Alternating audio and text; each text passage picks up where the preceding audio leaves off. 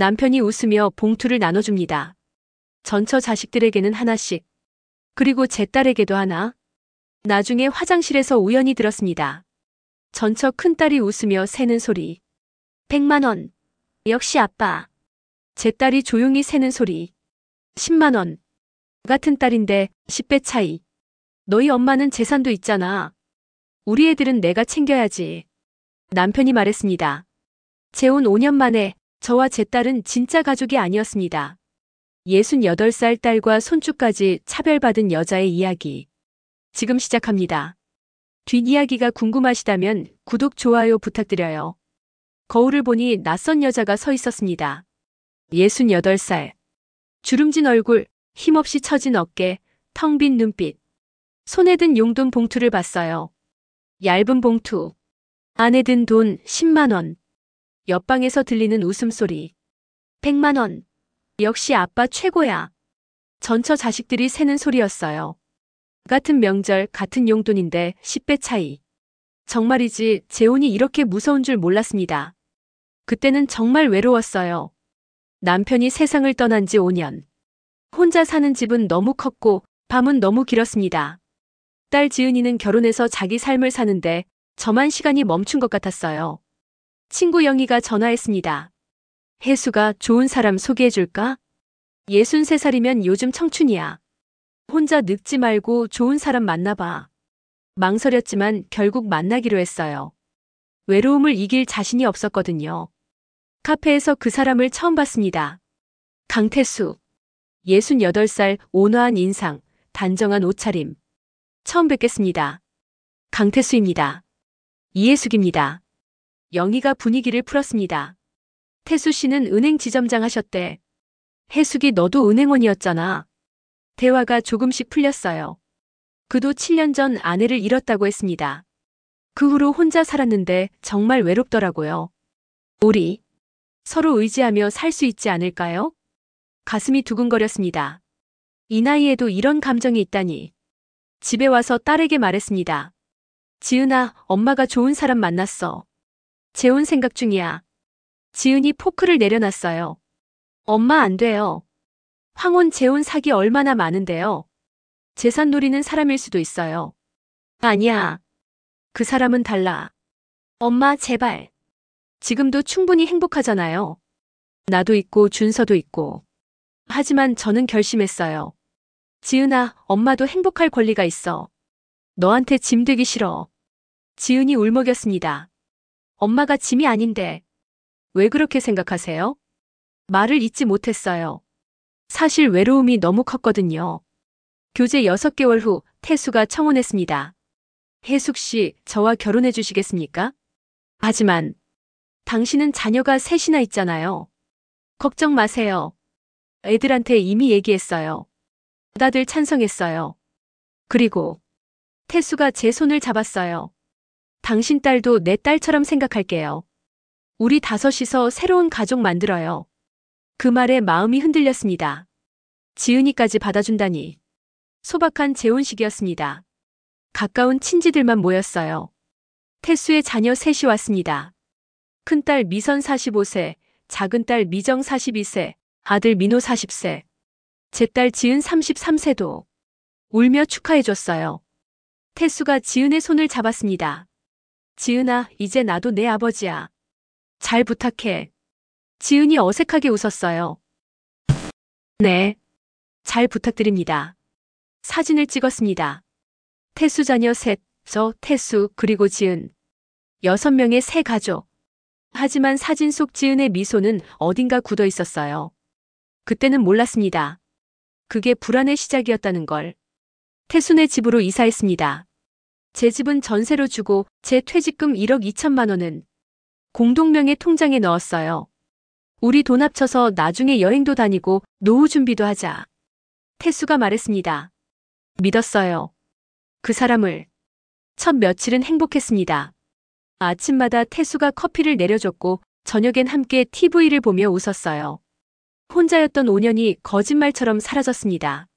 재혼 2개월 후 첫 명절이 왔습니다. 태수 자녀들이 모두 왔어요. 큰딸 미선은 남편과 고등학생 아들 둘을 데려왔고 작은 딸 미정은 이혼 후라 초등학생 딸 둘만 데려왔습니다. 아들 민호는 미혼이었어요. 제 딸 지은도 남편 민수, 아들 준서 3세와 함께 왔습니다. 차례상을 차렸어요. 태수 전처 사진 앞에 어색했지만 참았습니다. 차례 후 태수가 용돈을 나눠줬어요. 미선아 50만 원, 미정아 50만 원, 민호야 50만 원, 그리고 지은에게 지은이도 50만 원. 똑같았어요. 가슴이 따뜻해졌습니다. 차별 없이 대해주는구나. 하지만 명절이 끝나고 며칠 후 제 통장에서 600만 원이 빠져나갔어요. 태수에게 물었습니다. 여보, 이게 뭐예요? 아, 미선이가 애들 학원비 힘들다고 해서 좀 보탰어. 괜찮지? 명절에 50만 원 줬잖아요. 그건 그거고 애가 힘들다는데 어떡해. 첫 번째 경고였습니다. 하지만 저는 그냥 넘어갔어요. 재혼 1년은 그럭저럭 괜찮았습니다. 태수와 여행도 다녔고 지은네 집에도 함께 놀러 갔어요. 손주 준서가 할아버지라고 부르면 태수도 좋아했습니다. 하지만 조금씩 이상한 일들이 생기기 시작했어요. 제 통장에서 매달 조금씩 돈이 빠져나갔습니다. 물어보면 미정이 이혼 후 힘들어서 민호가 사업 자금 필요해서라는 대답뿐. 지은이 물었습니다. 엄마, 아빠 태수 괜찮은 거 맞아? 엄마 돈 너무 많이 쓰는 것 같은데. 괜찮아. 가족인데 뭐. 거짓말이었어요. 사실 불안했거든요. 재혼 2년이 되자 태수가 노골적으로 변했습니다. 아들 민호 결혼 준비. 여보, 민호 결혼 자금 2천만 원 필요해. 2천만 원이요? 그건 너무 큰 돈이잖아요. 내 아들 결혼인데 당연하잖아. 우리 통장에 돈 있잖아. 그건 우리 노후 자금이잖아요. 당신 딸도 결혼했을 때 도와줬잖아. 이제 내 아들 차례야. 할 말이 없었습니다. 지은이 결혼할 때 제가 3천만 원 줬었거든요.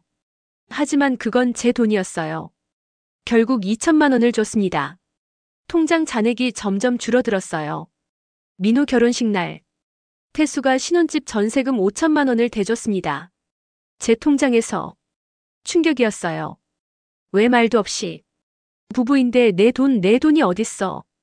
우리 아들인데. 우리 아들이 아니었어요. 태수 아들이었습니다. 그날 밤 지은에게서 전화가 왔습니다. 엄마, 나 둘째 임신했어. 기뻤습니다. 정말? 축하해. 근데 엄마 전세 만기라 집 옮겨야 하는데. 전세금이 3천만 원 모자라. 엄마 혹시 도와줄 수 있어? 태수에게 말했습니다. 여보, 지은이가. 안 돼. 지은이는 남편 있잖아. 남편이 알아서 하겠지. 하지만 민호한테는 5천만 원이나. 그건 다르지. 민호는 내 자식이야. 그 순간 깨달았습니다. 지은은 우리 자식이 아니라는 걸. 그날 밤 혼자 울었습니다. 재혼이 실수였을까? 지은에게 전화했어요. 지은아, 미안해. 엄마가 도와줄게. 제 개인 통장에 남은 돈 3천만 원을 지은에게 보냈습니다. 태수 몰래. 하지만 이게 끝이 아니었어요. 며칠 후 은행에서 문자가 왔습니다. 이혜숙님, 신용대출 3천만 원이 승인되었습니다. 저는 대출을 받은 적이 없습니다. 심장이 쿵 내려앉았어요. 도대체 무슨 일이 벌어지고 있는 걸까요? 다음 날 아침 은행으로 달려갔습니다. 심장이 터질 것 같았어요. 고객님, 신용대출 3천만 원 맞으십니다. 작년 11월에 신청하셨고요. 제가 신청한 적 없어요. 직원이 서류를 확인했습니다. 여기 서명이 있는데요. 그리고 신청서에 핸드폰 번호도 고객님 번호고 서명을 봤어요. 제 이름이 적혀 있었습니다. 하지만 제 글씨체가 아니었어요. 이거 제가 쓴 게 아닌데요. 그럼 대출 사기입니까? 경찰에 신고하셔야. 멈칫했습니다. 경찰? 그럼 남편이 집으로 돌아왔어요. 태수가 거실에 있었습니다. 여보, 이게 뭐예요?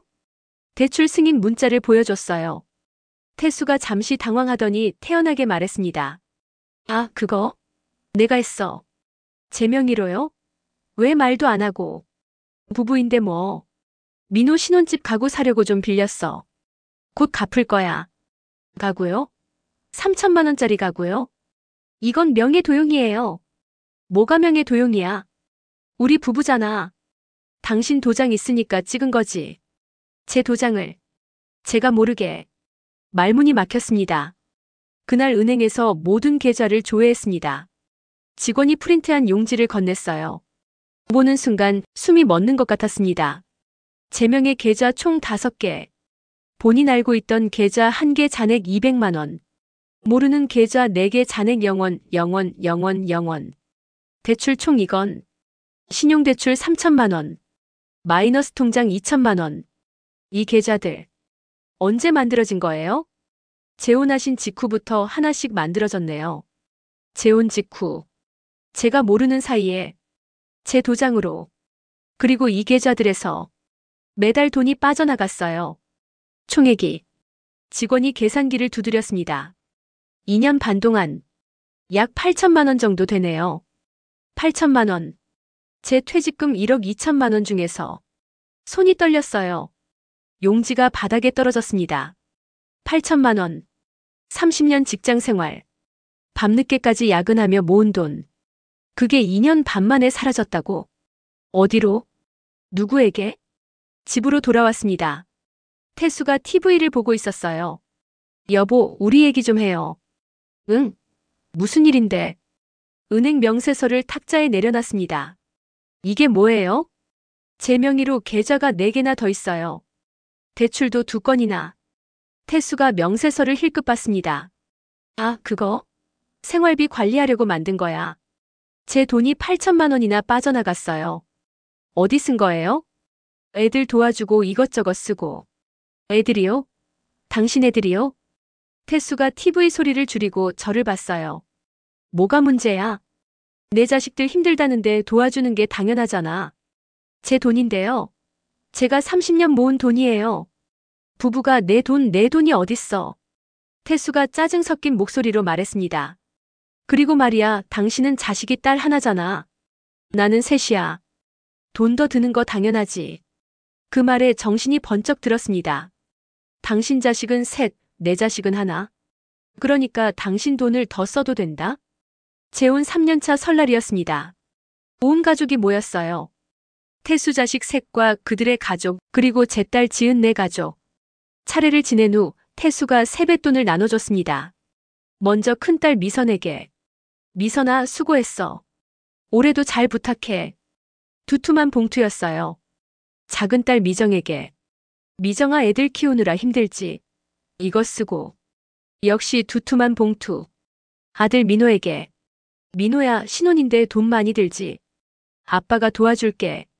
또 두툼한 봉투. 그리고 제 딸 지은에게. 지은이도. 여기. 얇은 봉투였습니다. 지은이 받아들고 감사합니다 했지만 얼굴이 굳어 있었어요. 손주들 세뱃돈도 마찬가지였습니다. 미선의 아들 둘에게 각각 20만 원.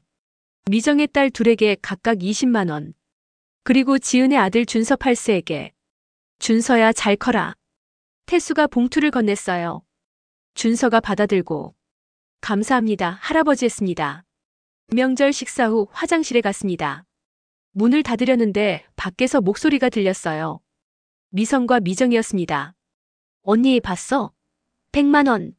역시 아빠야. 나도 100만 원 받았어. 아빠가 우리 잘 챙겨주시네.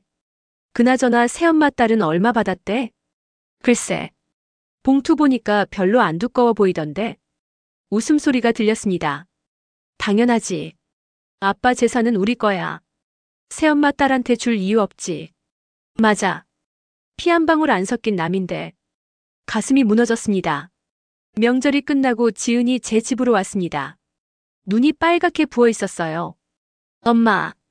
왜 그래, 지은아? 나 10만 원 받았어. 뭐? 세뱃돈. 10만 원. 다른 사람들은 100만 원 받았는데. 준서는? 준서도 5만 원. 다른 애들은 20만 원씩 받았는데. 지은이 울기 시작했습니다. 엄마, 나 왜 이렇게 차별받아야 해? 내가 뭘 잘못했어? 나도 아빠 태수 모시려고 노력했어. 명절 때마다 음식도 만들고 설거지도 하고. 근데 10만 원? 안아줬습니다. 미안해, 지은아. 엄마가 미안해. 엄마 잘못 아니야. 근데 나 너무 힘들어. 우리 준서가 말했어. 엄마, 할아버지는 왜 나만 싫어해? 라고. 8살 애가 차별 느끼는 거야, 엄마. 눈물이 멈추지 않았습니다. 내가 재혼해서 내 딸이 고통받는구나. 내 손주가 상처받는구나. 행복하려고 재혼했는데 오히려 불행을 만들었구나. 며칠 후 지은의 남편 민수가 찾아왔습니다. 얼굴이 굳어 있었어요. 장모님, 죄송한데 할 말이 있습니다. 무슨 일이에요, 민수 씨? 더 이상 못 보겠습니다. 제 아내가 매일 울어요. 명절 때마다 차별받았다고. 제 아들이 물어봅니다. 아빠, 내가 뭘 잘못했어? 할아버지가 나만 싫어해라고. 8살 애가 그런 말을 해요, 장모님. 민수의 목소리가 떨렸습니다. 솔직히 말씀드리겠습니다. 장모님, 재혼. 저희한테는 재앙이었습니다. 장모님은 행복하셨을지 몰라도 저희는 3년간 지옥이었어요. 가슴에 칼이 꽂히는 것 같았습니다. 그날 밤 태수에게 말했습니다. 여보, 우리 지은이한테 너무 차별하는 거 아니에요? 뭐가 차별이야? 명절 세뱃돈이요. 다른 애들은 100만 원, 지은이는 10만 원이요. 태수가 TV에서 눈을 떼지 않고 대답했어요. 그게 차별이야? 내 자식들이 더 힘드니까 더 주는 거지. 지은이는 남편도 멀쩡하게 있잖아. 민수가 보니까. 근데 미선이는 남편이 무직이야. 미정이는 이혼했고. 민호는 신혼이고. 당연히 내 애들한테 더 줘야지. 그래도 너무 차이가 나잖아요. 10배나. 태수가 TV를 껐습니다. 그리고 저를 봤어요. 당신 이거 알아? 당신은 자식이 딸 하나야. 나는 셋이야. 그럼 당연히 내 자식들한테 더 신경 써야지. 그리고 태수가 냉소를 띠며 말했습니다. 당신 재산은 결국 지은이한테 다 가잖아. 근데 내 재산도 당신이랑 지은이한테 가야 돼? 그건 불공평하지 않아? 말문이 막혔습니다. 그날 밤 잠이 오지 않았습니다. 태수의 말이 머릿속을 맴돌았어요. 당신 자식은 딸 하나, 내 자식은 셋. 불공평하지 않아? 재혼 3년. 남은 재산 4천만 원. 차별받는 딸. 상처받는 손주. 제가 뭘 잘못한 걸까요? 행복하려고 재혼했는데 왜 이렇게 됐을까요? 핸드폰을 봤습니다. 지은에게서 문자가 와 있었어요. 엄마, 나 괜찮아. 걱정 마. 엄마가 행복하면 나도 행복해. 그러니까 엄마는 그냥 행복해. 눈물이 주르륵 흘러내렸습니다. 딸이 거짓말하고 있다는 걸 알았어요. 지은이는 전혀 괜찮지 않았습니다. 나도 전혀 행복하지 않았습니다. 그렇다면 이 재혼은 대체 뭐였을까요? 어느 날 지은에게서 전화가 왔습니다. 울먹이는 목소리였어요. 엄마, 준서 학교 갔다 왔는데. 왜? 무슨 일 있어? 준서가 작문 숙제를 했는데. 엄마, 나 너무 힘들어. 1시간 후 지은이 제 집으로 왔습니다. 손에 종이 한 장을 들고. 이거 읽어봐요, 엄마. 준서가 쓴 장문이었습니다. 우리 가족 2학년 박준서. 우리 가족은 엄마, 아빠, 나, 그리고 할머니가 있습니다. 할머니 집에 가면 할아버지도 있습니다. 근데 할아버지는 나를 안 좋아하는 것 같습니다. 명절에 사촌 형들은 20만 원을 받았는데 나는 5만 원을 받았습니다. 왜 나만 적게 받았는지 모르겠습니다. 할아버지는 형들하고만 놀아줍니다. 나는 할아버지 나도 놀아요 하면 나중에 라고만 합니다. 근데 나중은 안 옵니다. 엄마가 울고 있어서 물어봤습니다. 엄마 왜 울어? 엄마는 아니야 했습니다. 근데 엄마는 요즘 자주 옵니다. 내가 뭘 잘못한 걸까요? 할아버지가 나를 좋아하게 하려면 내가 어떻게 해야 할까요? 종이가 눈물에 젖었습니다. 제 눈물이었어요. 8살. 8살 아이가 이런 글을 써요, 엄마. 지은이 흐느꼈습니다. 선생님이 전화하셨어요. 준서가 요즘 학교에서도 혼자 있대요. 친구들이 할아버지한테 용돈 많이 받았지? 물으면 준서가 거짓말해요. 나도 많이 받았어라고. 8살 애가 거짓말을 배우고 있어요, 엄마. 가슴이 찢어지는 것 같았습니다. 내 재혼 때문에 내 손주가 거짓말을 배우고 있어.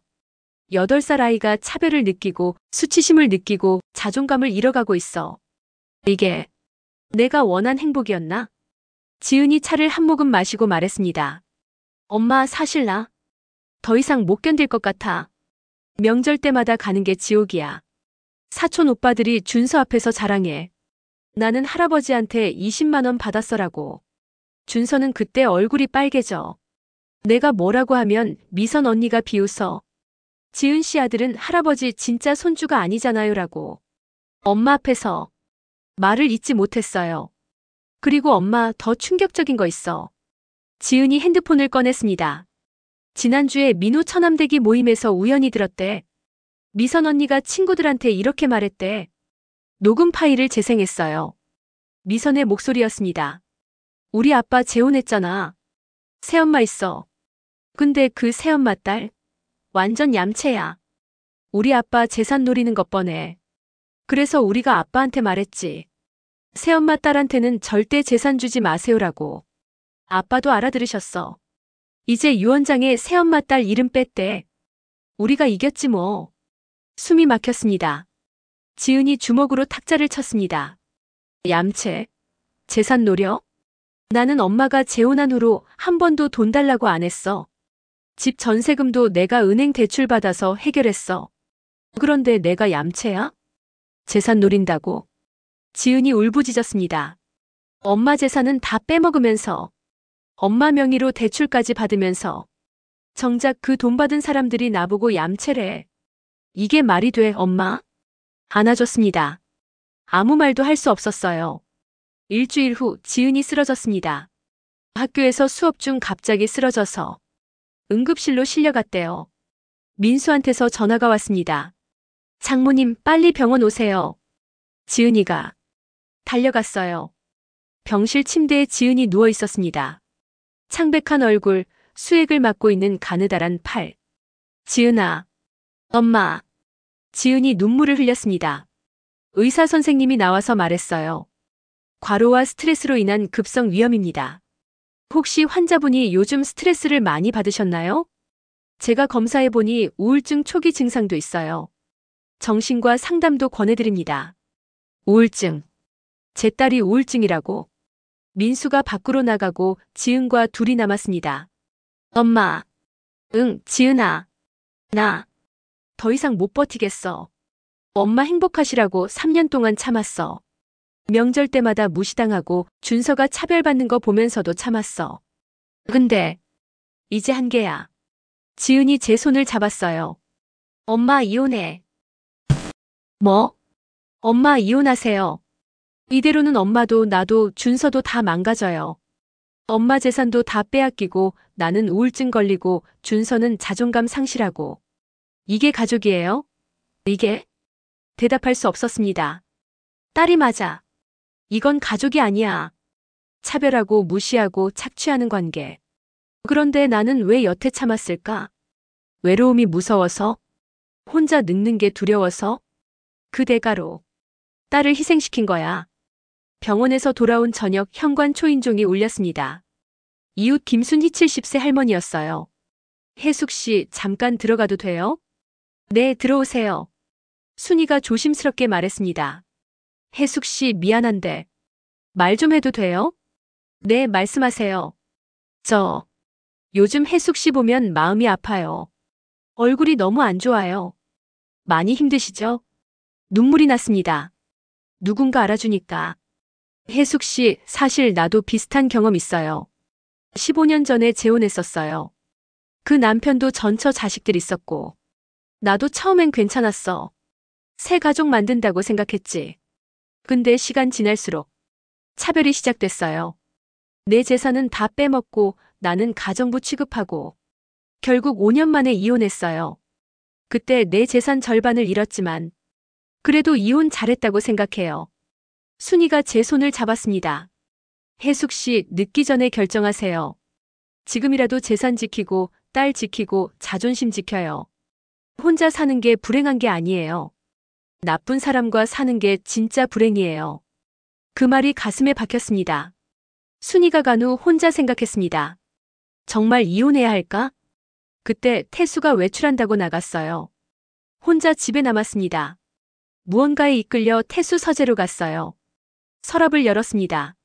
거기 서류 파일이 있었어요. 열어봤습니다. 유언장. 손이 떨렸습니다. 읽기 시작했어요. 유언자 강태수. 본인은 다음과 같이 재산을 분배한다. 1. 아파트 시가 5억 장남 강민호에게. 2. 예금 2억 원 장녀 강미선, 차녀 강미정에게 각 1억 원씩. 3. 주식 5천만 원 장남 강민호에게. 4. 기타 동산 자녀들이 협의하여 분배. 배우자 이해숙에게는 법정 상속분 13 없음을 명시함. 이후 배우자 본인 재산 충분히 있음. 모든 재산을 자식들에게만. 저는 한 푼도 없음. 심지어 법정 상속분도 포기하라는 내용까지. 종이가 손에서 떨어졌습니다. 내 재산은 다 빼먹으면서 당신 재산은 한 푼도 안 준다고. 법정 상속분도 없다고. 이게 사랑이었어? 이게 가족이었어? 나는 그냥 이용당한 거였어. 그날 밤 잠들지 못했습니다. 창밖을 봤어요. 어두운 밤하늘. 별 하나 없는 하늘. 제 인생 같았습니다. 핸드폰을 꺼냈어요. 인터넷 검색. 황혼 재혼 이혼 방법. 재산 분할 청구. 재혼 배우자 재산 보호. 하나하나 읽었습니다. 그리고 메모장에 적었어요. 해야 할 일. 1. 변호사 상담. 2. 재산 목록 정리. 3. 증거 수집. 4. 딸에게 설명. 손이 떨렸지만 마음은 단단해졌습니다. 일기장을 펼쳤어요. 5월 20일. 오늘 결심했다. 이혼한다. 3년 동안 참았다. 딸이 차별받는 것도, 손주가 상처받는 것도, 내 재산이 사라지는 것도 모두 참았다. 하지만 이제는 안 된다. 딸이 병원에 입원했다. 손주가 자존감을 잃어가고 있다. 나는 완전히 이용당했다. 66살. 늦었다고 생각할 수도 있다. 하지만 더 늦기 전에 결정한다. 내 딸을 지키기 위해. 내 손주를 지키기 위해. 그리고 나 자신을 지키기 위해. 이제 싸울 것이다. 일기장을 덮었습니다. 새벽 5시, 동쪽 하늘이 밝아오고 있었습니다. 긴 밤이 지나가고 있었어요. 월요일 변호사를 찾아갈 것입니다. 변호사 사무실에 도착했습니다. 긴장돼서 손이 떨렸어요. 이해숙 씨 맞으시죠? 앉으세요. 중년 여성 변호사가 책상 앞에 앉아 있었습니다. 황혼 재혼 이혼 상담이시죠? 말씀해보세요. 준비한 서류들을 꺼냈습니다. 은행 명세서, 대출 서류, 유언장 사본. 재혼 3년인데요. 남편이 제 재산을 빼돌렸어요. 변호사가 서류를 꼼꼼히 봤습니다. 제 명의로 대출이 2건, 계좌가 4개나 더 만들어졌어요. 제가 모르는 사이에 3년간 8천만 원이 빠져나갔고요. 그리고 이게 남편 유언장인데 저한테는 한 푼도 안 준다고 적혀 있어요. 변호사 표정이 굳어졌습니다. 이건 명백한 재산 착취네요. 명예 도용으로 형사 고소도 가능하고 이혼 소송에서도 유리합니다. 그런데 변호사가 조심스럽게 물었어요. 남편분 재산은 얼마나 되시나요? 잘 모르겠어요. 아파트 한 채는 있는데 재산 조회부터 해야겠네요. 혹시 숨겨둔 재산이 더 있을 수 있어요. 상담을 마치고 나오는데 밖에 누군가 서 있었습니다.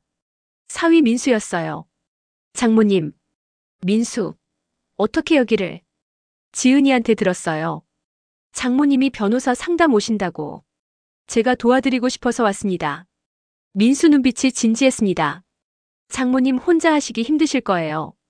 제가 옆에서 도와드릴게요. 재산 조회, 증거 수집 다 제가 할게요. 눈물이 났습니다. 누군가 제 편이 되어준다는 게 이렇게 고마운 줄. 고마워 민수야. 가족인데요. 당연한 거예요. 일주일 후 민수가 조사한 결과를 가져왔습니다. 장모님 이거 보세요. 서류 뭉치를 펼쳤어요. 강태수 명의 부동산이 총 4채입니다.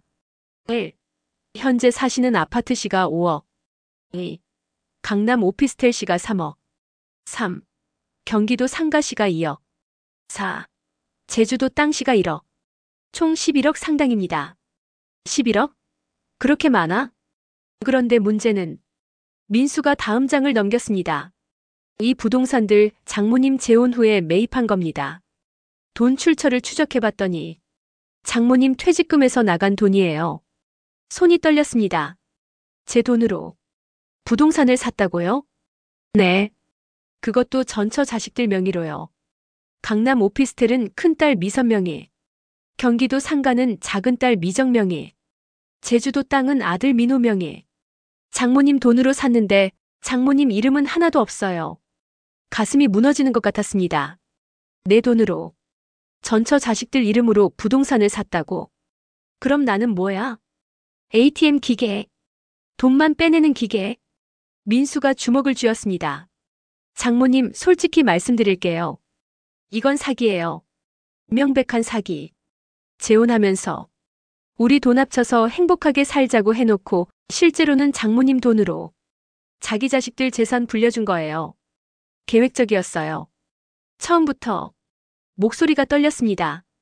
제 아내가 3년 동안 얼마나 울었는지 아세요? 제 아들이 얼마나 상처받았는지 아세요?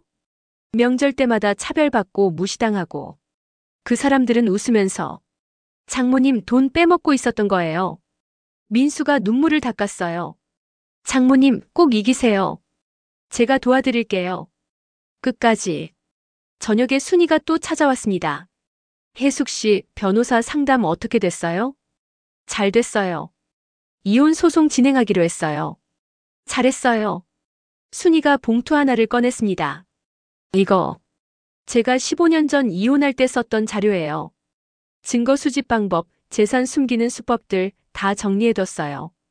혜숙 씨한테 도움될 거예요. 그리고 혜숙 씨, 이것도 알아두세요. 순이가 진지하게 말했습니다. 남편이 알면 재산 다 빼돌릴 거예요. 이혼 소송 제기하기 전에 재산 보전 신청부터 하세요. 통장 동결시키고 부동산 처분 못하게 막아야 해요. 고개를 끄덕였습니다. 그날 밤 집에 돌아왔습니다. 태수가 거실에 있었어요. 어디 갔다 와? 그냥. 병원. 또 병원? 요즘 자주 나가네. 태수가 의심스러운 눈초리로 저를 봤습니다. 심호흡을 했어요. 이제 말해야 할 때였습니다. 여보, 우리 얘기 좀 해요. 무슨 얘기? 이혼이요. 태수가 TV에서 눈을 떼고 저를 봤어요. 뭐라고? 이혼하고 싶어요. 갑자기 무슨 소리야? 갑자기가 아니에요. 3년 동안 생각했어요. 일어나 태수 앞에 섰습니다. 당신 제 돈으로 전처 자식들 이름으로 부동산 샀죠? 태수 얼굴이 굳어졌습니다. 강남 오피스텔, 경기도 상가, 제주도 땅. 제 퇴직금 8천만 원으로 샀죠. 어떻게 알았어? 태수가 벌떡 일어났습니다. 누가 그런 소리 해? 내 딸이야? 중요한 건 사실이냐는 거예요. 그래, 내가 샀어. 그게 어쨌다고? 부부 재산이잖아. 내 마음대로 쓰는 게 뭐가 문제야? 제 명의로 대출도 받고 제가 모르는 계좌도 만들고 그것도 제 마음대로라고 생각하세요? 태수가 짜증 섞인 목소리로 말했습니다. 당신 지금 나한테 따지는 거야? 네. 따지는 거예요. 그리고 이혼할 거예요. 태수가 비웃었습니다. 이혼? 좋아. 근데 알아? 당신한테 줄 거 하나도 없어.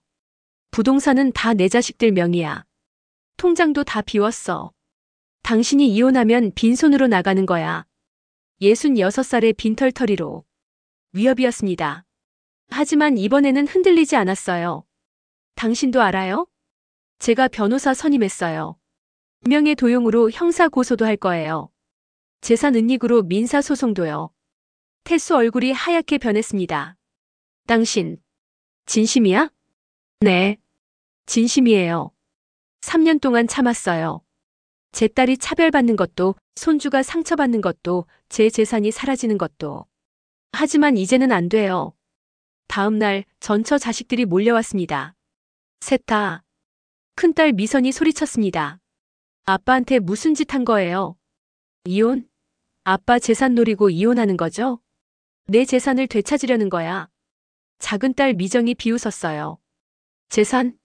당신 재산? 아빠랑 결혼하면서 다 합친 거잖아요. 이제 와서 내 거 네 거 따지는 거예요? 아들 민호가 협박했습니다.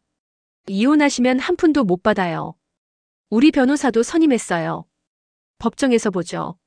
세 사람이 동시에 덤벼드는 기분이었어요. 하지만 물러서지 않았습니다. 좋아. 법정에서 봐. 너희들이 내 돈으로 산 부동산들 다 되찾을 거야. 명예 도용, 재산 은닉 다 증거 있어. 법정에서 다 밝혀질 거야. 미선이 손가락으로 저를 가리켰습니다. 당신 후회할 거예요. 우리가 가만 안 있을 거야.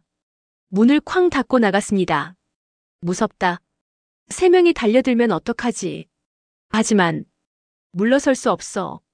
내 딸을 위해서, 내 손주를 위해서, 그리고 나를 위해서. 그날 밤 지은과 민수가 찾아왔습니다. 엄마 괜찮으세요? 괜찮아. 엄마는 괜찮아. 민수가 말했습니다. 장모님 저희가 있잖아요. 제가 증거 수집 다 했어요. 은행 거래 내역, 부동산 등기부, 대출 서류 다요. 그리고 이것도요.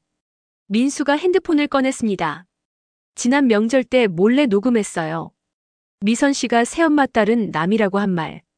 미정 씨가 아빠 재산 우리가 다 가져야지라고 한 말. 다 녹음했어요. 준서도 왔습니다.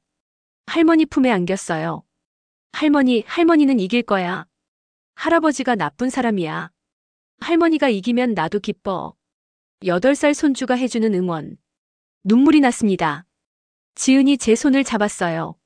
엄마, 우리가 엄마 편이에요.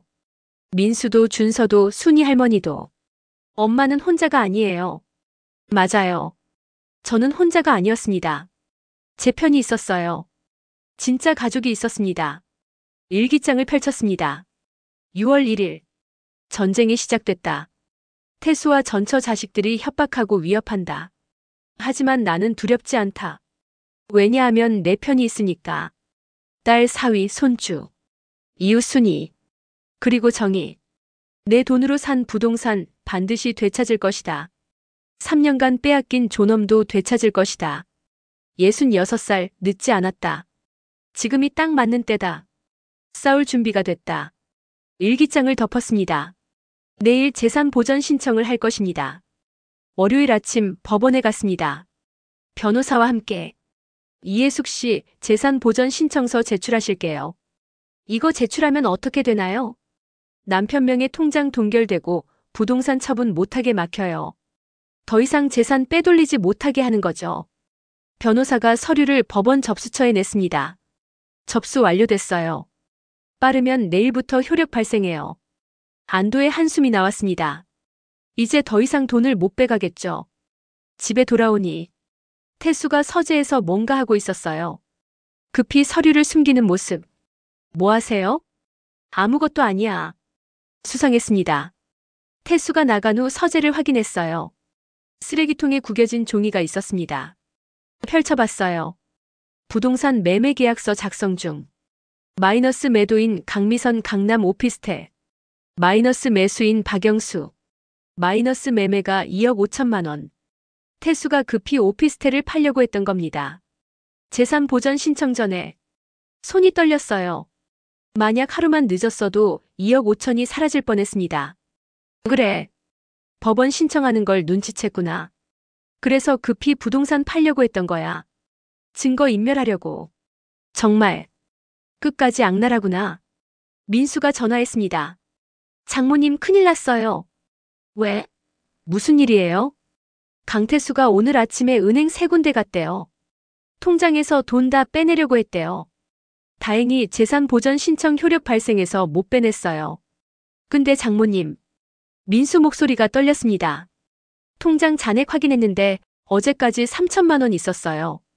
그런데 오늘 아침에 이미 2,800만 원이 빠져나갔어요. 재산 보전 효력 발생하기 직전에 급히 빼낸 거예요. 누구한테 보냈는지 추적 중이에요. 가슴이 철렁했습니다. 오후에 미선이 찾아왔습니다. 혼자. 이모 잠깐 얘기해요. 이젠 이모라고 부르네요. 처음 듣는 호칭이었어요. 뭔데? 이혼 소송 취하해요. 왜 내가 그래야 하니? 미선이 봉투를 꺼냈습니다. 여기 3천만 원 있어요. 이거 받고 조용히 이혼 동의해요. 그럼 우리도 더 이상 문제 안 삼을게요. 3천만 원으로 8천만 원 피해를 무마하라고. 안 받아. 이모 똑똑하게 생각해요. 법정 가면 변호사 비용만 수천만 원 들어요. 시간도 오래 걸리고 스트레스도 엄청나고 3천만 원 받고 깔끔하게 정리하는 게 이모한테도 이득이에요. 미선이 웃으며 말했습니다. 그리고 법정 가면 이모 딸 얘기도 나올 텐데 괜찮으세요? 협박이었습니다. 무슨 소리예요? 이모 딸 지은 씨 있잖아요. 그분 남편 회사 어디더라? 우리가 알아봤는데 회사 평판 관리 중요하잖아요. 소송 나면 소문나요. 장모가 사기당했다고. 사위 회사에도 안 좋을 텐데. 손이 떨렸습니다. 딸 내 가족까지 위협하다니. 나가요. 당장. 생각해봐요, 이모. 내일까지 연락 주세요. 미선이 나갔습니다. 봉투는 탁자에 두고 지은에게 전화했습니다. 지은아, 미선이가 와서 상황을 설명했어요. 지은이 단호하게 말했습니다. 엄마 신경 쓰지 마세요. 민수 회사? 걱정 안 해요. 민수가 뭘 잘못했어요? 아무것도 안 했는데. 협박에 넘어가면 안 돼요. 끝까지 가요, 엄마. 우리가 이길 거예요. 딸의 목소리가 힘이 됐습니다. 그날 밤 민수가 급히 찾아왔습니다. 장모님 이거 봐요. 노트북을 열었어요. 이메일 화면이었습니다. 강태수 이메일 계정이에요. 제가 해킹한 건 아니고 준서가 우연히 알려줬어요. 할아버지 컴퓨터 쓰다가 자동 로그인 돼 있었대요. 그래서 이메일 확인했더니 민수가 한 메일을 클릭했습니다. 발신 강미선, 수신 강태수, 날짜 2023년 1월 15일 재혼 3개월 전. 제목 아빠 재혼 계획. 아빠, 그 아줌마 이해숙 재산 확인했어요. 퇴직금 1억 2천, 전세 보증금 8천, 총 2억. 괜찮은데요? 히읗히읗. 아빠가 재혼하시면 우리가 해야 할 일. 1. 아빠 명의로 통장 옮기기 아줌마 몰래. 2. 부동산 매입 우리 명의로. 3. 유언장 작성 아줌마 상속분 배제. 4. 아줌마 딸은 철저히 차별 우리 재산 못 건드리게. 계획대로만 하면 23년 안에 다 빼낼 수 있어요. 아빠 연기 잘하세요. 당신 딸도 내 딸이야. 이런 말 자주 하고 키읔키읔. 아줌마가 외로워서 재혼하는 거니까 처음 12년만 잘해주면 돼요. 그 후엔 본색 드러내도 이혼 못해요. 나이 들어서 혼자 살기 무서우니까. 파이팅. 우리 재산 지키자. 숨이 멎는 것 같았습니다. 재혼 전부터 계획이었다고. 민수가 다음 메일을 열었습니다. 발신 강태수, 수신 강미선, 강미정, 강민호. 날짜 2023년 3월 1일, 재혼 1개월 전.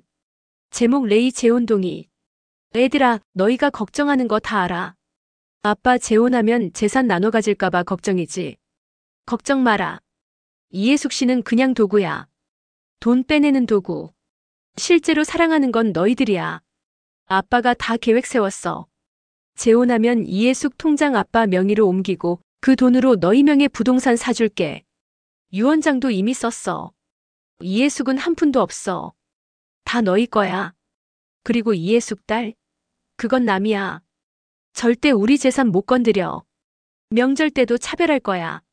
확실하게. 그래야 이해숙 딸이 알아. 우린 진짜 가족이 아니구나라고. 아빠 믿어라.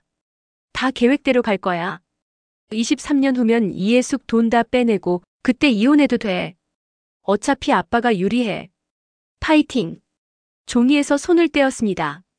떨림이 멈추지 않았어요. 처음부터 거짓말이었어. 당신 딸도 내 딸이야. 우리 행복하게 살자. 당신을 사랑해. 모두 거짓말이었어. 나는 그냥 도구였어. 돈 빼내는 ATM이었어. 3년간 속았어. 민수가 제 손을 잡았습니다. 장모님, 괜찮으세요? 대답할 수 없었어요. 눈물만 흘렀습니다. 장모님, 이제 증거 다 있어요. 이 이메일들 법정에 제출하면 장모님이 100% 이겨요. 계획적 사기예요. 형사처벌도 가능해요. 장모님 재산 다 되찾을 수 있어요. 고개를 끄덕였습니다. 하지만 마음은 무너져 있었어요. 문이 열리고 지은이 들어왔습니다. 엄마. 지은이 달려와 저를 안았어요. 민수한테 들었어요. 이메일. 엄마 울지 마세요. 나쁜 사람은 저 사람들이에요. 엄마가 아니에요. 엄마는 사랑하려고 했어요. 진심으로. 근데 저 사람들이 엄마를 이용한 거예요. 엄마 잘못 아니에요. 지은이 울었습니다. 저도 울었어요. 순이도 왔습니다. 혜숙 씨, 제가 이메일 봤어요. 정말 악질이네요. 하지만 혜숙 씨, 이제 증거 있잖아요. 이거면 법정에서 완전히 이겨요. 재산 다 되찾고 위자료도 받고. 그리고 혜숙 씨. 순이가 진지하게 말했습니다. 혜숙 씨는 잘못 없어요. 사랑하려고 한 게 잘못이 아니에요. 이용당한 게 부끄러운 게 아니에요. 이용한 사람들이 부끄러운 거예요. 당당하세요. 혜숙 씨는 피해자예요. 그날 밤 혼자 남았습니다. 이메일을 다시 읽었어요. 한 글자 한 글자. 도구, 돈 빼내는 연기, 본색. 3년간의 결혼이 한편의 사기극이었습니다. 하지만 이상하게도 마음이 조금 가벼워졌어요. 왜냐하면 이제 알았으니까. 내가 부족해서 사랑받지 못한 게 아니라는 걸. 처음부터 사랑이 아니었다는 걸. 일기장을 펼쳤습니다. 6월 10일. 오늘 진실을 알았다. 재혼 전부터 계획된 사기였다. 나는 3년간 속았다. 사랑이라고 믿었던 것이 이용이었다. 가족이라고 믿었던 것이 도구였다. 가슴이 아프다. 하지만 동시에 자유로워졌다. 이제 더 이상 내가 부족해서라고 자책하지 않는다. 나는 사랑하려고 했다. 진심으로. 잘못은 그들에게 있다. 증거는 다 있다. 이제 법정에서 끝낼 것이다. 66살 3년을 빼앗겼지만 남은 인생은 빼앗기지 않을 것이다. 진실이 밝혀질 것이다. 일기장을 덮었습니다. 내일 이 이메일들을 변호사에게 전달할 것입니다. 전쟁의 끝이 보이기 시작했습니다. 월요일 아침 변호사 사무실에 갔습니다. 민수가 프린트한 이메일들을 가져왔어요. 이혜숙 씨, 이거 대박이에요. 변호사가 이메일들을 읽으며 눈을 빛냈습니다. 재혼 전부터 계획된 사기. 이건 형사 사건이에요. 사기죄로 고소 가능해요. 실형도 나올 수 있어요. 이혼 소송에서는 당연히 이기고 위자료도 최대한 받을 수 있어요. 그리고 명예도용으로 산 부동산들 다 되찾을 수 있어요. 고개를 끄덕였습니다. 드디어 끝이 보이는구나. 사무실을 나오는데 태수한테서 전화가 왔습니다. 당신 어디야? 밖이에요. 집에 와. 당장. 왜요? 좋은 얘기 하자고. 우리 이혼 안 하고 잘 살 수 있어. 목소리가 달라져 있었어요. 낮고 간절하게. 갑자기 왜 그래요? 그냥 와봐. 응. 우리 얘기 좀 하자. 수상했습니다. 하지만 집은 가야 했어요. 제 집이었으니까. 집에 도착했습니다. 거실에 태수와 낯선 남자가 있었어요. 이 사람은 내 친구야. 정신과 의사. 정신과 의사? 당신 요즘 이상해. 태수가 말했습니다. 피해망상 증상 있어. 없는 일을 있다고 하고. 내가 당신 돈 빼돌렸다고. 그런 적 없어. 부동산 몰래 샀다고. 당신이 동의했잖아. 기억을 못해. 이건 치매 초기 증상이야. 심장이 쿵 내려앉았습니다. 제가 치매라고요? 정신과 의사가 나섰습니다. 이혜숙 씨, 검사 좀 받아보시죠. 요즘 기억력 어떠세요? 건망증 있으시죠? 아니요. 저는 멀쩡해요. 환자들은 다 그렇게 말씀하시죠. 태수가 제 팔을 잡았어요. 여보, 병원 가자. 검사만 받아보자. 싫어요. 뿌리쳤습니다. 저는 안 가요. 저 멀쩡해요. 이 사람들이 날 정신병자로 만들려고 해. 치매 환자로 만들어서 법정에서 내 증언 무효화시키려고. 저 나갈게요. 현관으로 향했습니다. 태수가 막아섰어요. 어디가? 제 딸 내 집이요. 안 돼. 당신 지금 상태로는 혼자 다니면 위험해. 비켜요. 밀치고 나갔습니다. 뒤에서 태수가 소리쳤어요. 당신 계속 이러면 강제 입원시킬 거야. 법적으로 가능해. 배우자 동의면 돼. 달렸습니다. 무릎이 아팠지만 멈추지 않았어요. 지은네 집에 도착했습니다. 초인종을 미친 듯이 눌렀어요. 엄마? 무슨 일이에요? 지은아. 아빠가 날. 말이 나오지 않았습니다. 숨이 차서 지은이 저를 안으로 들였어요. 엄마 진정해요. 무슨 일이에요? 상황을 설명했습니다. 정신과 의사, 치매 진단, 강제 입원. 지은이 얼굴이 새하얗게 변했어요. 미쳤어? 완전히 미쳤네. 민수가 급히 집에 왔습니다. 장모님 괜찮으세요? 민수야. 나 정말 멀쩡해. 저 치매 아니에요. 알아요, 장모님. 당연히 아니죠. 저 사람들이 장모님을 정신병자로 만들려는 거예요. 증언 능력 없애려고요. 민수가 핸드폰을 꺼냈습니다. 변호사님께 바로 연락드릴게요. 다음 날 전처 자식들이 지은네 집 앞에 나타났습니다. 미선, 미정, 민호. 셋 다. 초인종을 계속 눌렀어요. 이해숙. 나와. 우리 아빠한테 무슨 짓 한 거야? 이혼 취하 안 하면 가만 안 둬. 민수가 경찰에 신고했습니다. 여보세요? 집 앞에서 소란 피우는 사람들이. 경찰이 왔고 세 사람은 겨우 물러갔어요. 하지만 미선이 소리쳤습니다. 이해숙. 당신 머지않아 정신병원 갈 거야. 우리가 증인 다 준비했어. 당신이 정신병 있다는 거 다 증명할 거야.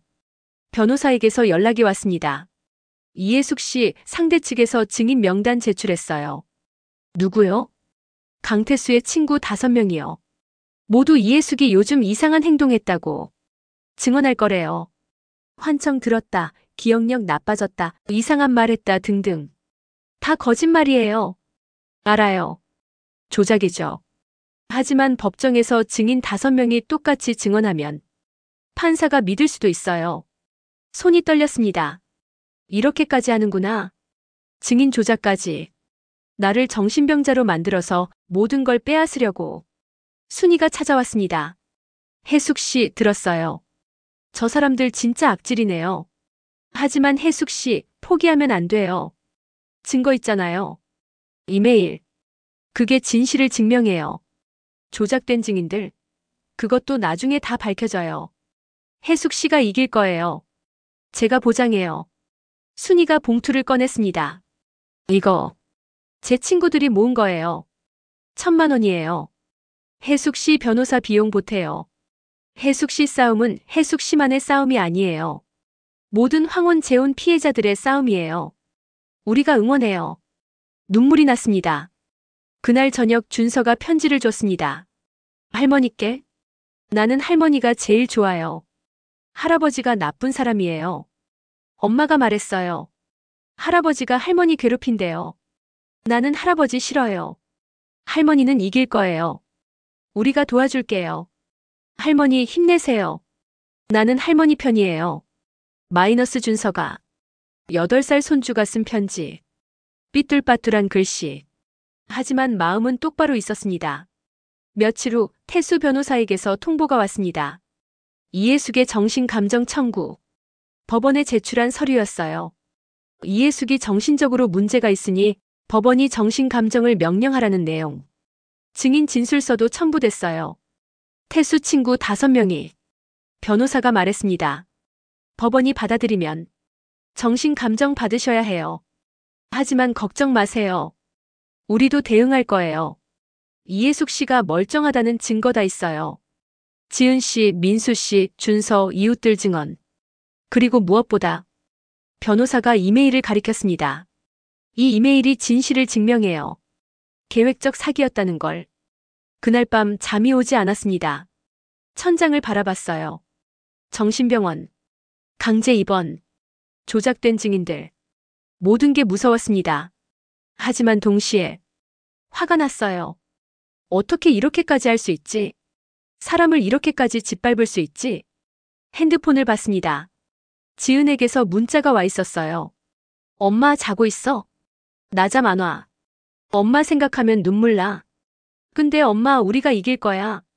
진실은 이긴다고 했잖아. 엄마는 잘못 없어. 저 사람들이 나쁜 거야. 엄마 사랑해. 우리가 지킬게. 답장을 보냈습니다. 지은아, 고마워. 엄마도 사랑해. 그리고 미안해. 엄마 재혼 때문에 너희가 고생했지. 근데 이제 끝날 거야. 곧 법정에서 다 밝혀질 거야. 엄마는 포기 안 해. 너희를 위해서라도. 일기장을 펼쳤습니다. 6월 20일. 최악의 순간이다. 나를 정신병자로 만들려고 한다. 증인을 조작하고 강제 입원시키려고 한다. 무섭다. 하지만 포기하지 않는다. 딸이 있다. 손주가 있다. 사위가 있다. 이웃이 있다. 그리고 진실이 있다. 이메일이 있다. 증거가 있다. 66살 인생에서 가장 큰 싸움을 하고 있다. 하지만 이길 것이다. 왜냐하면 나는 피해자이고 그들은 가해자니까. 진실은 이긴다. 반드시. 일기장을 덮었습니다. 창밖을 봤어요. 동쪽 하늘이 조금씩 밝아오고 있었습니다. 긴 밤이 지나가고 있었어요. 곧 해가 뜰 것입니다. 법정이 열릴 것입니다. 진실이 밝혀질 것입니다. 조금만 더 버티면 됩니다. 7월 5일. 가정법원 3호 법정. 이혼 소송 첫 변론 기일이었습니다. 떨리는 손으로 법정 문을 열었어요. 지은과 민수가 옆에 있었습니다. 건너편에 태수와 전처 자식 셋이 앉아 있었어요. 미선, 미정, 민호. 세 사람 모두 저를 노려봤습니다. 모두 일어서 주십시오. 판사가 들어왔습니다. 중년 여성 판사였어요. 이해숙 대 강태수. 이혼 및 재산분할 청구 사건입니다. 원고 측 주장하세요. 제 변호사가 일어섰습니다. 판사님, 이 사건은 단순한 이혼 사건이 아닙니다. 계획적이고 조직적인 재산 사기 사건입니다. 변호사가 서류를 제출했습니다. 원고 이해숙은 과거 4월 피고와 재혼했습니다. 재혼 당시 원고의 재산은 퇴직금 1억 2천만 원, 전세보증금 8천만 원으로 총 2억이었습니다. 그러나 재혼 3년 만에 8천만 원이 사라졌습니다. 피고는 원고 명의로 무단대출 5천만 원, 무단계좌 개설 사건을 자행했습니다. 그 돈으로 전처 자녀 명의 부동산 세 채를 매입했습니다. 태수 변호사가 일어났습니다. 이해 있습니다. 부부 공동재산을 사용한 것뿐입니다. 제 변호사가 냉소했어요. 공동재산이라면 왜 원고 명의는 하나도 없습니까? 왜 전처 자녀 명의로만 되어 있습니까? 판사님, 더 충격적인 증거가 있습니다. 변호사가 노트북을 열었습니다. 프로젝터에 이메일이 떴어요. 아빠 재혼 계획. 강미선이 강태수에게 보낸 이메일. 법정이 조용해졌습니다. 판사가 이메일을 읽기 시작했어요. 피고는 재혼 3개월 전부터 딸과 함께 계획을 세웠습니다. 원고의 재산을 빼내기 위해 재혼을 이용한 것입니다. 도구, 연기, 2-3년 안에 다 빼낸다는 표현을 보십시오. 이것은 명백한 사기입니다. 방청석이 웅성거렸습니다. 태수가 벌떡 일어났어요. 그건 조작된 거야. 판사가 말했습니다. 피고 앉으십시오. 발언권 없습니다. 태수 변호사가 증인을 불렀습니다. 증인 박영수 씨, 증인석으로 나오십시오. 태수의 친구였어요. 60대 후반 남자. 증인은 이해숙 씨를 아십니까? 예, 압니다. 몇 번 만났습니다. 이해숙 씨의 행동이 어땠습니까? 이상했습니다. 같은 말을 반복하고 기억을 못하더군요. 예를 들면요. 작년 추석에 만났는데 저를 못 알아봤어요. 전에 만난 적 있는데 거짓말이었습니다. 저는 그 사람을 한 번도 본 적 없어요. 제 변호사가 반대 신문을 시작했습니다. 증인, 작년 추석이 언제죠? 9월 말쯤이요. 정확한 날짜는? 기억이 잘. 추석은 음력 8월 15일입니다. 작년엔 9월 29일이었죠. 그날 어디서 만났죠? 피고 집에서. 피고 집 주소가 어디죠? 서울 강남구. 정확한 주소는요? 기억이. 제 변호사가 서류를 제출했습니다. 판사님, 작년 9월 29일. 피고의 신용카드 사용 내역입니다. 피고는 그날 제주도에 있었습니다. 호텔 예약 기록도 있습니다. 증인이 말한 만남은 거짓입니다. 방청석에서 웅성거림이 커졌어요. 거짓말이 무너지고 있어. 조작된 증언이 들통나고 있어. 진실이 드러나고 있어. 제 변호사가 말했습니다. 판사님, 원고 측 증인을 신문하겠습니다. 증인 박지은 씨, 나오십시오. 지은이 증인석에 앉았어요. 손이 떨리고 있었습니다. 증인은 원고의 딸이시죠? 네. 피고와 원고가 재혼한 후 어떤 일이 있었습니까? 지은이 심호흡을 했어요. 차별이 있었습니다. 구체적으로 말씀해 주세요. 명절 세뱃돈이 10배 차이였습니다. 피고의 전처 자녀들은 100만 원, 저는 10만 원을 받았습니다. 제 아들은 5만 원, 피고의 손주들은 20만 원을 받았습니다. 그것뿐입니까? 아니요. 결혼자금도 차별이었습니다. 피고는 아들에게 신혼집 전세금 5천만 원을 줬습니다. 하지만 저에게는 남편이 있으니 알아서 하라고 했습니다. 제 아들이 상을 받아도 무관심했지만 전처 손주가 장려상을 받으면 축하 파티를 열었습니다. 지은의 목소리가 떨렸습니다. 제 아들이 물었습니다. 엄마, 할아버지는 왜 나만 싫어해? 라고. 8살 아이가 차별을 느꼈습니다. 방청석에서 한숨 소리가 들렸어요. 증인 박민수 씨, 나오십시오. 민수가 증인석에 앉았습니다. 증인은 박지은 씨의 남편이시죠? 네. 장모님의 재혼 생활을 어떻게 보셨습니까? 지옥이었습니다. 제 아내는 3년간 울었습니다. 명절 때마다, 가족 모임 때마다. 제 아들은 자존감을 잃어갔습니다. 장모님은 재산을 빼앗겼습니다. 그런데 피고는 사랑이라고 했습니다. 이게 사랑입니까? 민수가 서류를 꺼냈습니다. 이것은 제가 조사한 재산 목록입니다. 피고명의 부동산 4채, 시가총액 11억. 전처 자녀명의 부동산 3채, 시가총액 6억. 모두 장모님 재산으로 매입한 것입니다. 그런데 장모님 명의는 단 하나도 없습니다. 이것이 사랑입니까? 이것이 가족입니까? 태수가 증인석에 섰습니다. 피고 원고와 재혼한 이유가 무엇입니까? 태수 변호사가 물었어요. 사랑했습니다. 외로웠고 원고도 외로워 보였습니다. 재산 때문이 아니었습니까? 아닙니다. 원고 재산은 몰랐습니다. 제 변호사가 반대 신문을 시작했습니다. 피고, 이 이메일을 아십니까? 프로젝터에 이메일이 다시 떴어요. 이건 제가 쓴 게 아닙니다. 피고의 이메일 계정에서 발송됐습니다. 해킹당한 것 같습니다. 재혼 3개월 전에 해킹당했다는 겁니까? 이 이메일에서 도구, 연기, 2-3년 안에 다 빼낸다고 썼죠? 제가 쓴 게 아닙니다. 그럼 누가 썼습니까?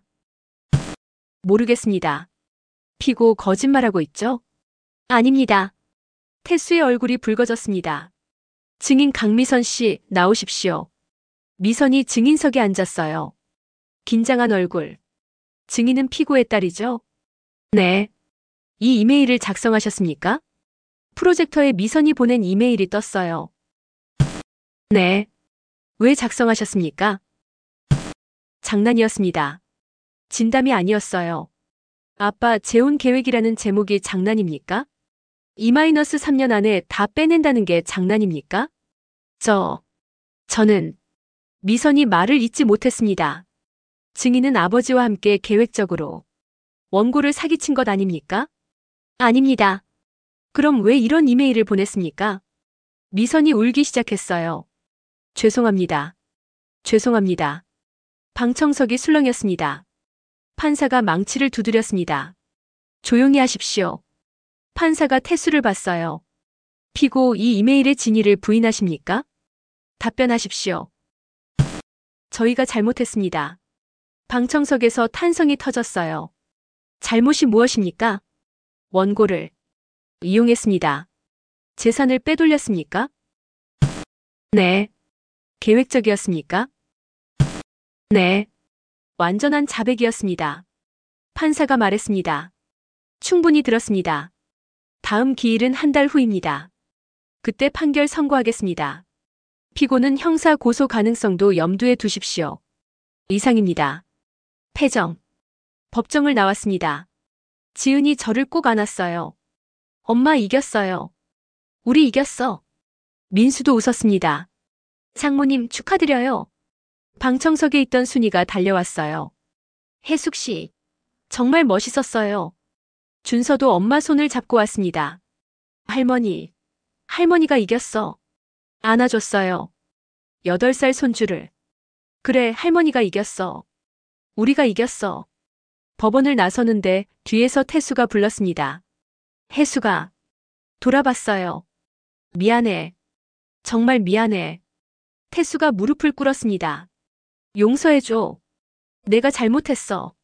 전처 자식들도 고개를 숙이고 있었어요. 하지만 저는 차갑게 말했습니다. 용서는 판결 후에 생각해 볼게요. 돌아서서 걸었습니다. 지은, 민수, 준서, 순이와 함께. 햇살이 따뜻했어요. 일기장을 펼쳤습니다. 7월 5일. 오늘 법정에서 진실이 밝혀졌다. 3년간의 거짓말이 무너졌다. 태수는 자백했다. 미선은 울었다. 판사는 내 편이었다. 66살 내 인생에서 가장 당당한 날이었다. 이제 한 달 후 판결이 나온다. 두렵지 않다. 진실은 이미 밝혀졌으니까. 나는 이겼다. 아니, 우리가 이겼다. 딸, 사위, 손주, 이웃. 모두가 함께 이겼다. 이제 남은 것은 새 출발뿐이다. 일기장을 덮었습니다. 한 달 후 판결이 나올 것입니다. 그리고 진짜 제 인생이 시작될 것입니다. 8월 5일. 다시 법정에 섰습니다. 이번에는 떨리지 않았어요. 판사가 들어왔습니다. 판결을 선고하겠습니다. 법정이 조용해졌습니다. 이혼 청구 인용합니다. 원고 이해숙과 피고 강태수의 혼인을 이혼으로 한다. 첫 번째 승리였습니다. 재산 분할. 피고가 원고 재산으로 매입한 부동산 세 채는 원고에게 반환한다. 피고 명의 아파트의 절반은 원고 소유로 한다. 피고는 원고에게 위자료 7천만 원을 지급한다. 명의 도용으로 발생한 대출 5천만 원은 피고가 상환한다. 방청석에서 박수가 터져 나왔어요. 조용히 하십시오. 판사가 마지막으로 말했습니다. 피고의 행위는 계획적이고 악의적이었습니다. 재혼이라는 제도를 악용하여 원고를 기만하고 재산을 편취했습니다. 이는 명백한 사기이며 형사 고소도 가능함을 밝혀둡니다. 이상입니다. 끝났습니다. 완전한 승리였어요. 법정을 나오는데 지은이 저를 안았습니다. 엄마, 이겼어요. 완전히 이겼어요. 민수도 웃었어요. 장모님 축하드려요. 재산도 다 되찾으시고 위자료도 받으시고. 준서가 손을 잡았습니다. 할머니, 이제 할아버지 안 봐도 돼? 응, 이제 안 봐도 돼. 야호! 할머니가 이겼다. 순이도 와서 저를 안았어요. 혜숙 씨 정말 잘했어요. 혜숙 씨 덕분에 다른 피해자들도 희망을 가질 거예요. 눈물이 났습니다. 하지만 이번에는 기쁨의 눈물이었어요. 돌아서려는데 태수가 불렀습니다. 혜수가 마지막으로 한마디만. 돌아봤어요. 태수는 많이 늙어 있었습니다. 미안해. 정말 미안해. 처음엔 정말 당신이 좋았어. 외로웠고 당신도 좋은 사람 같았어. 근데 애들이 자꾸 조르니까. 변명이야. 다 내 잘못이야. 용서해줄 수 없어도 미안하다는 말은 하고 싶었어. 말없이 받습니다. 용서는 못해요. 3년을 속였잖아요. 내 딸까지 상처 입혔잖아요.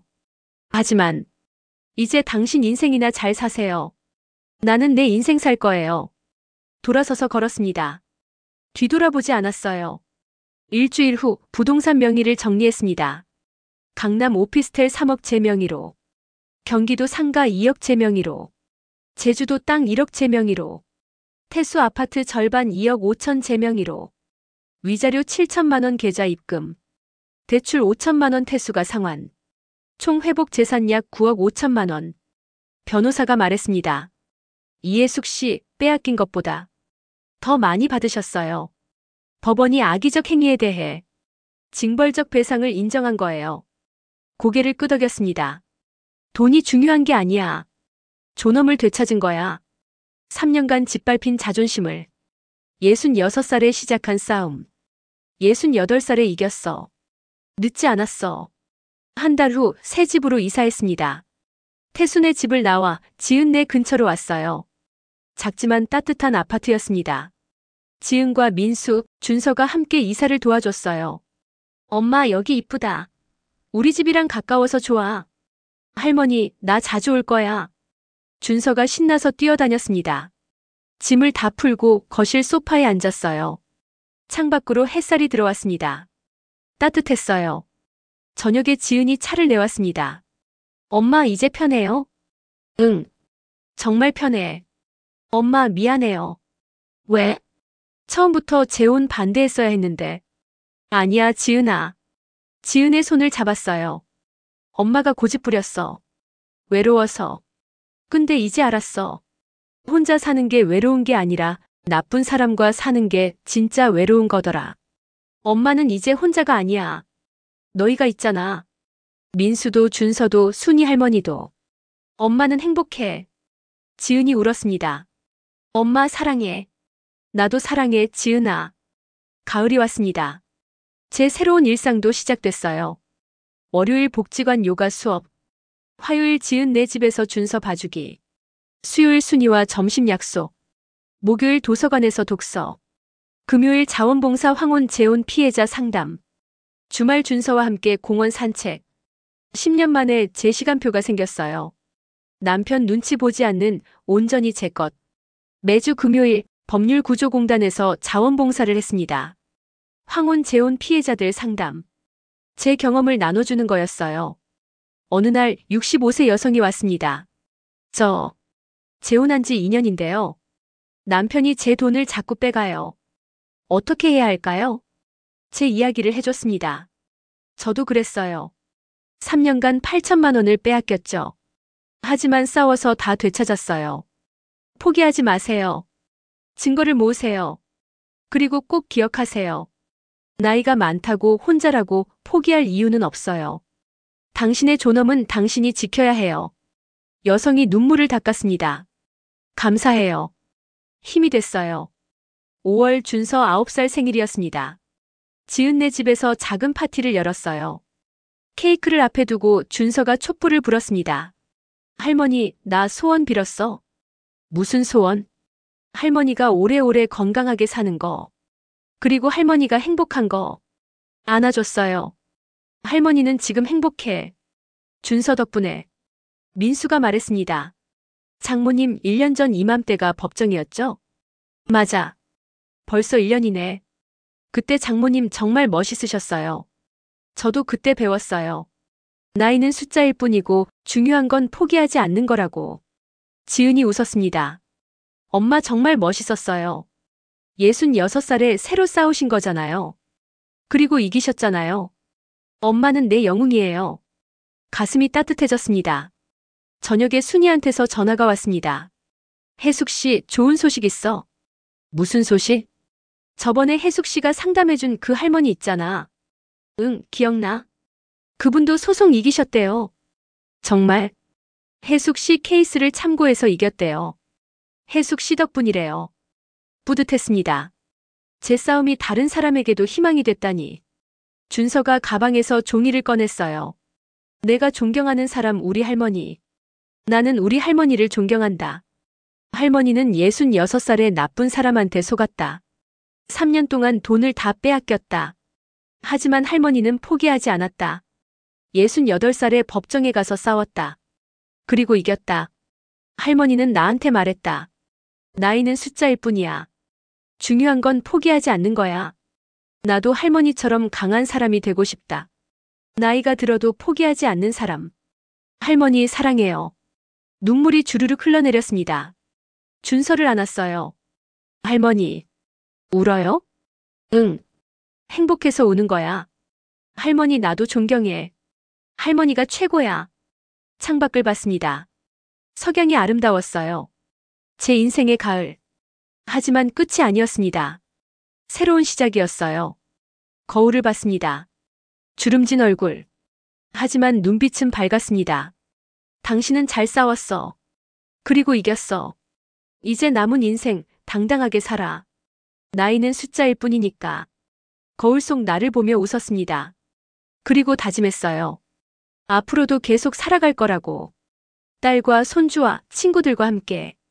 행복하게, 자유롭게, 당당하게. 진짜 내 인생은 지금부터입니다. 나이는 숫자일 뿐이다. 중요한 건 포기하지 않는 용기다.